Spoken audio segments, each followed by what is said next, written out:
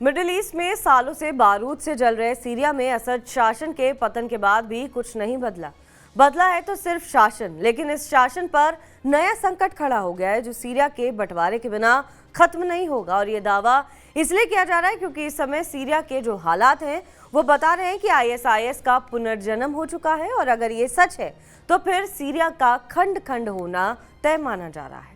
Syria में असद शासन के तख्तापलट के बाद हालात जितने सुधरने की उम्मीद थी उतने सुधरे नहीं हैं, बल्कि हालात और भी ज्यादा गंभीर हो गए हैं।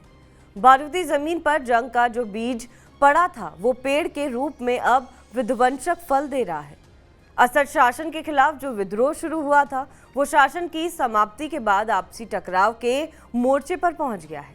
टकराव के इस मुहाने पर एक तरफ हयात तहरीक अल शाम है तो क्षेत्रवार बंटवारे में दूसरी तरफ आईएसआईएस, कुर्दस और तुर्की है। यानी सीरिया में शासन की राह हयात तहरीर अल शाम के लिए आसान नहीं है, जिसका प्रमाण है आईएसआईएस का फिर से सिर उठाना।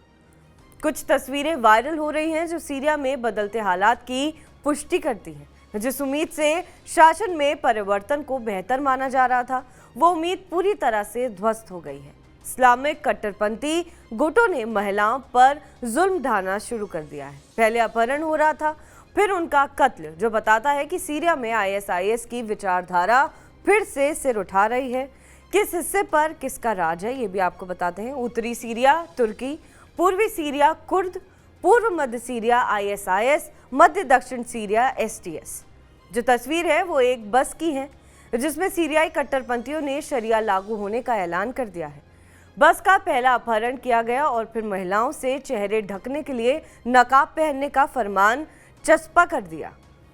हैरान करने वाली बात यह है कि जब सीरिया में ये सब खुलेआम हो रहा है लेकिन मौजूदा शासन इस दिशा में कोई कदम नहीं उठा रहा है, जिसका मतलब यह है कि असद विरोधी गुटों ने अलग अलग क्षेत्रों पर शासन करने की तैयारी कर ली। इस बंटवारे के तहत उत्तरी सीरिया पर तुर्की का कब्जा होगा, पूर्वी सीरिया पर कुर्द समर्थक दल संघर्ष करेंगे, पूर्व मध्य सीरिया को आईएसआईएस अपना क्षेत्र घोषित करेगा और मध्य दक्षिण सीरिया तक ही एसटीएस समर्थकों समेत शासन करेगा।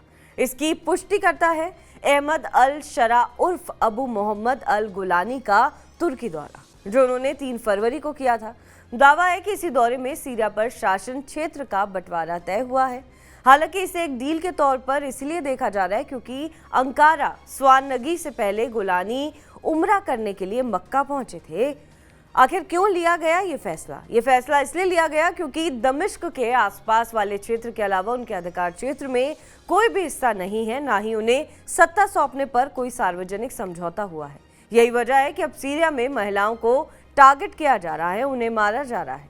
लेकिन गोलानी ब्रिगेड कुछ नहीं कर पा रही है, जिसका मतलब है कि सीरिया के टुकड़े होना तय हो चुका है। बहरहाल इस खबर पर आपका क्या कुछ कहना है हमें कमेंट करके जरूर बताएं। बाकी देश और विदेश की तमाम बड़ी खबरों के लिए आप देखते रहें TV9 डिजिटल।